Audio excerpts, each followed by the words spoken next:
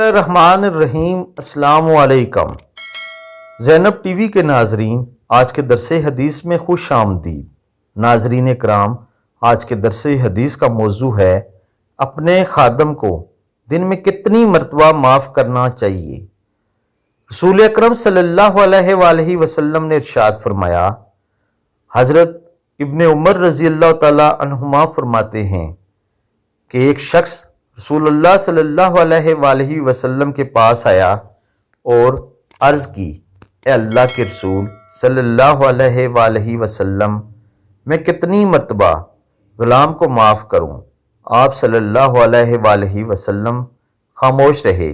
اس نے پھر عرض کی تو آپ صلی اللہ علیہ وآلہ وسلم نے ارشاد فرمایا، روزانہ 70 مرتبہ معاف کر۔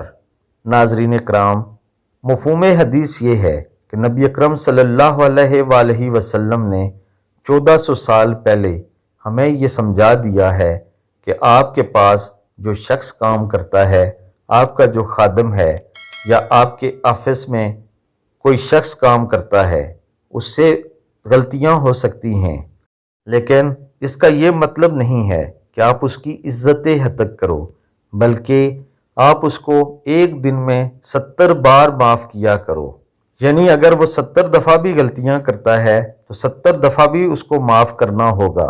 ناظرین کرام، یہ وہ اعلیٰ اخلاق ہیں جو نبی صلی اللہ علیہ وآلہ وسلم نے ہمیں 1400 سال پہلے سکھائے ہیں، اور دنیا میں آج کے جدید ترین دور میں بھی ایسے اخلاق کسی کے پاس نہیں ہوں گے۔